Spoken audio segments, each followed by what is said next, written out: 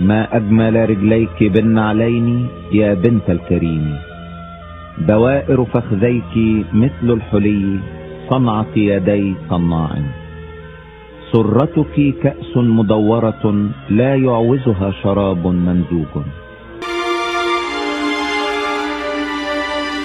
The Song of Solomon, also known as the Song of Songs, is perhaps the most sensual and provocative book in the Hebrew Bible. A dialogue between a young maiden and her sweetheart as they revel in the intoxicating pleasures of love and sex. What is the Bible telling us about human sexuality?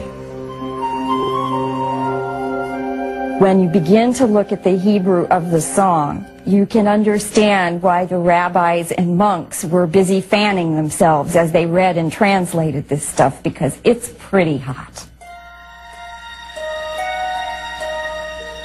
And he said to her, "Your breasts are two fawns, twins of a gazelle. Your belly is a mound of wheat, edged with lilies. Your navel is the moon's drinking cup, may it brim with wine."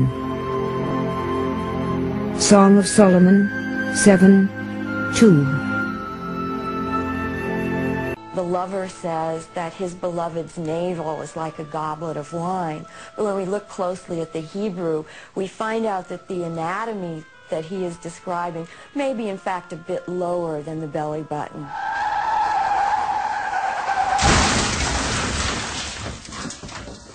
Maybe in fact a bit lower than the belly button. Lower than the belly button.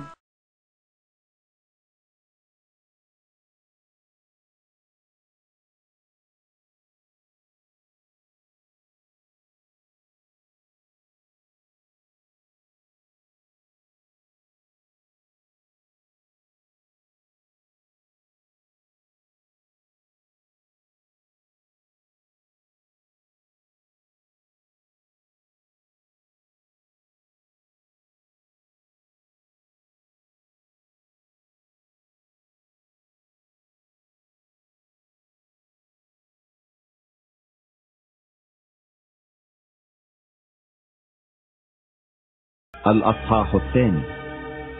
كالتفاح بين شجر الوعر، كذلك حبيبي بين البنين.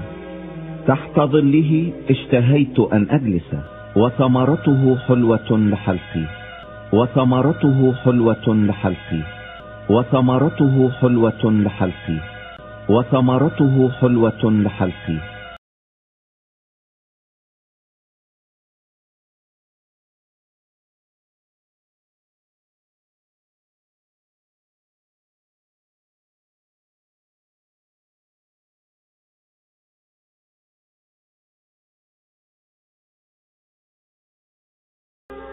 الأصحاح الخامس. قد خلعت ثوبي فكيف ألبسه، قد غسلت رجلي فكيف أوسخهما. حبيبي مد يده من الكوة فأنت عليه أحشائي، فأنت عليه أحشائي، فأنت عليه أحشائي.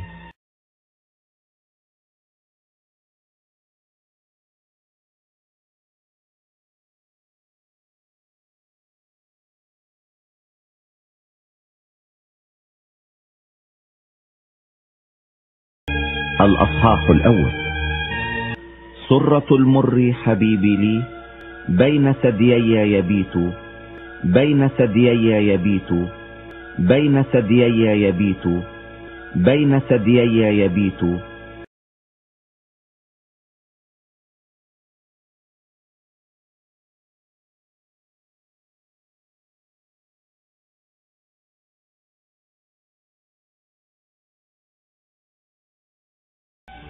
لتكن لك وحدك وليس لأجانب معك، ليكن ينبوعك مباركا وافرح بامرأة شبابك، الظبية المحبوبة والوعلة الزهية، ليرويك ثدياها في كل وقت، ليرويك ثدياها في كل وقت، ليرويك ثدياها في كل وقت، وبمحبتها اسكر دائما.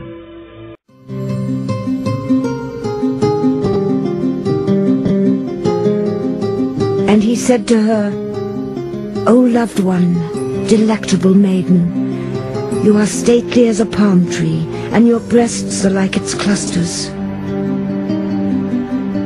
Oh, may your breasts be like clusters of the vine, and the scent of your breath like apples, and your kisses like the best wine. Song of Solomon 7:7.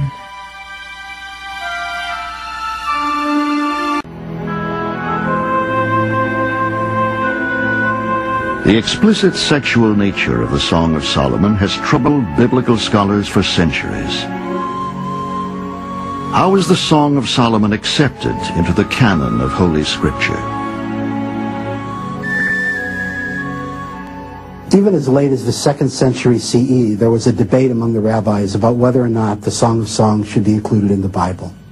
Then Rabbi Akiba, who was one of the greatest and most respected of all the rabbis, explained to the other rabbis that it really wasn't an erotic love poem, that instead it was an allegory of the love between God and Israel.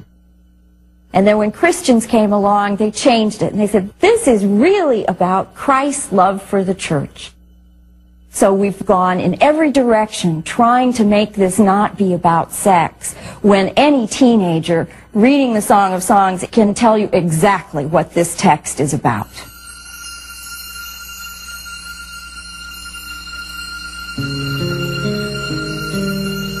My beloved thrust his hand into the opening, and the core of my being trembled on account of him. I rose to open to my lover, with my hands dripping with myrrh, my fingers flowing myrrh upon the handles of the bolt. Song of Solomon 5:4.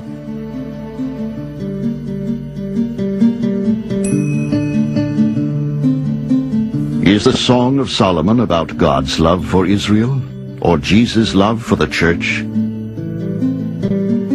The song has been likened to a lock for which the key has been lost. But perhaps the secret to understanding the song is to accept it for exactly what it seems. A voluptuous poem that joyously celebrates physical love. The question remains, should it be in the Bible?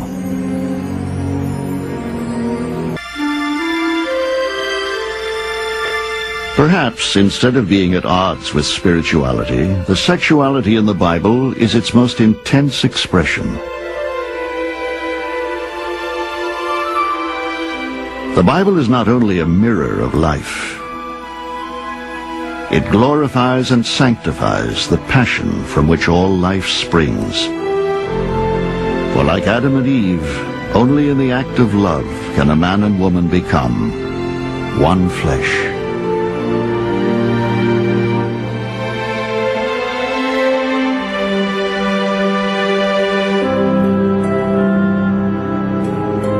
Set me as a seal upon your heart, for love is strong as death, passion fierce as the grave.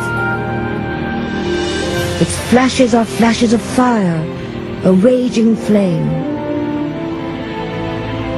Many waters cannot quench love, neither can floods drown it. Song of Solomon 8:6.